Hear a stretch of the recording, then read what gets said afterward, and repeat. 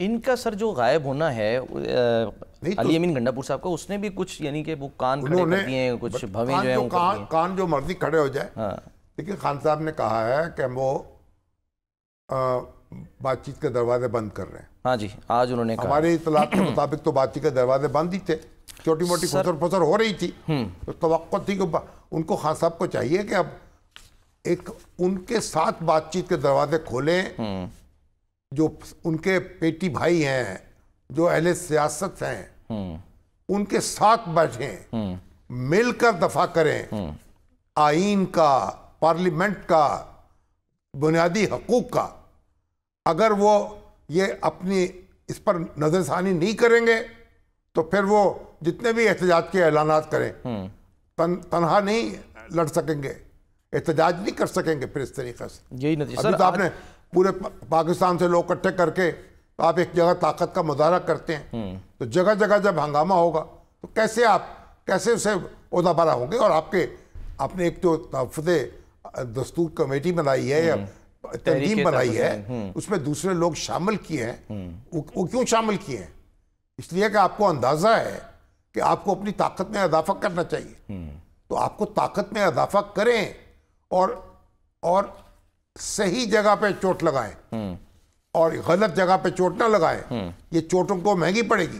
سر کل میں آپ کو بھی سن رہا تھا، آپ کہہ رہے تھے کہ جیسے بھی جو بھی بہرحال تقریر تھی علی امین گنڈا پور صاحب کی، وہ میلہ انہوں نے لوٹا، ٹھیک ہے، وہ اس وقت باہر ہیں، آزاد ہیں. میلہ تو لوٹ لیے نا انہوں نے. ہاں، ان کی وہی تقریر زیر بحث ہے. اور اسی آج کور کمیٹی ہے، ان کی میٹنگ ہوئی ہے پشاور میں. جی ہاں، ہمارے سلمان اکرم راجہ ہیں، جی ہاں، وہ بھی بہت دھاڑے ہیں، اور انہوں نے کیونکہ نئے نئے سیکرٹری جنرل بنے، عمر ایوب صاحب تو رخصت ہو گئے نا سیکرٹری جنرل سے، اب وہ سیکرٹری جنرل بنے، مگر بڑا ایک دھواں دار انہوں نے پریس کانفرنس سے خطاب کیا.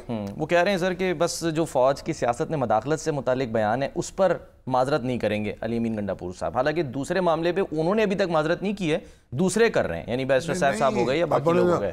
جو انہوں نے اخبار نویسوں کی توہین کی ہے، جو ان کو ایک یعنی دھمکیاں دی ہیں، وہ اس پر تو پورا ہمارا قومی پریس جو احتجاج کر رہا ہے. ہاں جی، پریس کونسل آف پاکستان جو ہے، جس کے چیئرمین جسٹس ارشد جدون صاحب، جی ہاں، انہوں نے ان کو شوکات نوٹس جاری کیا ہے کہ آپ جواب دیں کہ پریس کونسل جو ہے 15 دن میں معافی مانگے، کیونکہ پریس کونسل نوٹس لسٹ سے، پریس کونسل اخبارات کی شکایات بھی سنتی ہے حکومت کے خلاف. اچھا.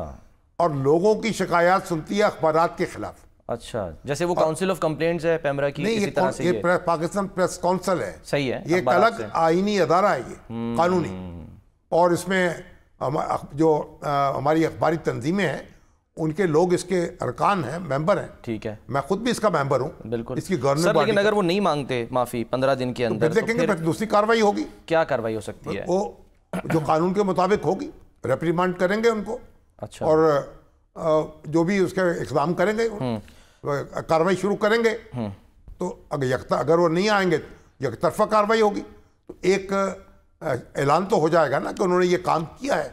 تو بہرحال اب بھی لازم ہے.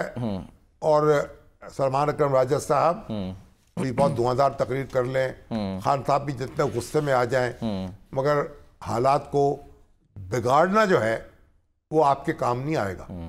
حالات کو سنبھالنے کی فکر کریں، اور اگر بگڑیں گے تو بہت کچھ بگڑ جائے گا. اکثر شامی صاحب یہ کہتے ہیں کہ بجائے یہ کہ جو غلط ہو گیا اس پہ معافی مانگ لی جائے، اس کی وضاحتیں دی جاتی ہیں. وہ کہہ رہے ہیں جی کسی ایک صحافی کی بات نہیں کی، وہ تو صرف کالی بھیڑوں کی بات کی ہے.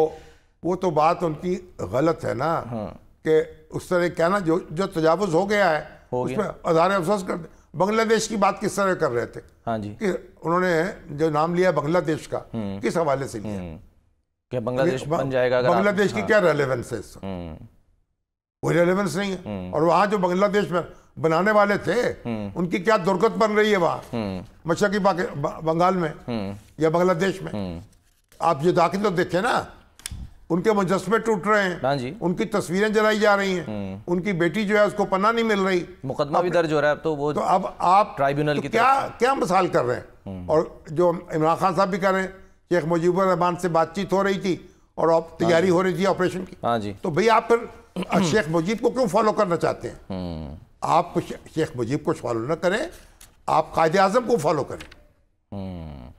آپ اور کھلی بات کریں.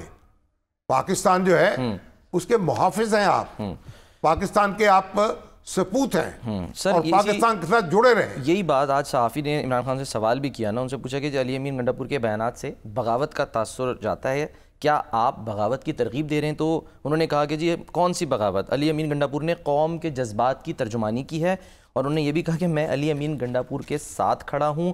پھر ان سے پوچھا گیا کہ جی آپ کے جو دیگر رہنما ہیں وہ تو معافیا مانگ رہے ہیں. انہوں نے کہا جو معافیا مانگ رہے ہیں وہ بزدل ہیں, وہ ڈرپوک ہیں. دیکھیے, جو معذرت نہیں کرتے, جو اپنی غلطی کا اعتراف نہیں کرتے, ان سے بڑا بزدل کوئی نہیں ہوتا. اچھا, اگر آپ سے غلطی پر اصرار کرنا بہادری نہیں ہے.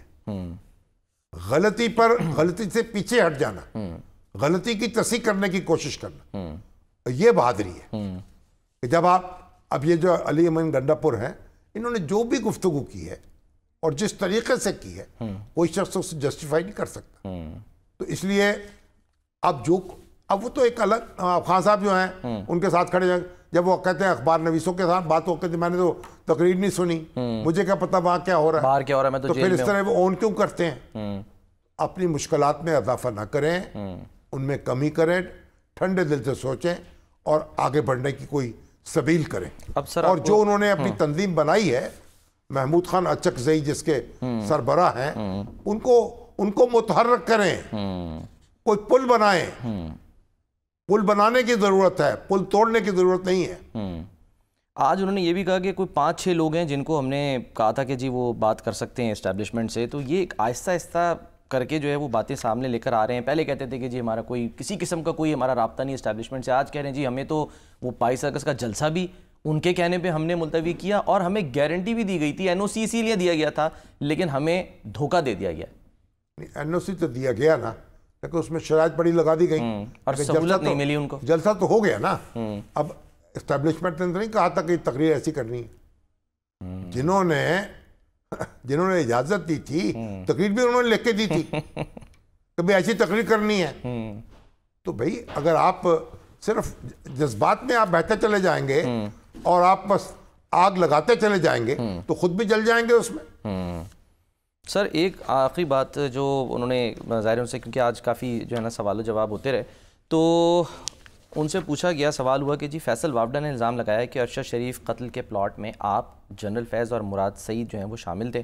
اس پر انہوں نے ظاہر پھر جواب دے دیا کہ جی ان کا اوپن ٹرائل کر لیں, کوئی مسئلہ نہیں ہے. اور فیصل وابڈا کے بارے میں بھی ظاہر انہوں نے کہا, جنرل جو ہے فیصل وابڈا نہیں, فیض حمید, ہاں جی, جن سے ملاقات کے لیے وہ ترس رہے تھے, جی فیصل نصیر صاحب سے, تو وہ فیصل وابڈا کے بارے میں انہوں نے یہ کہا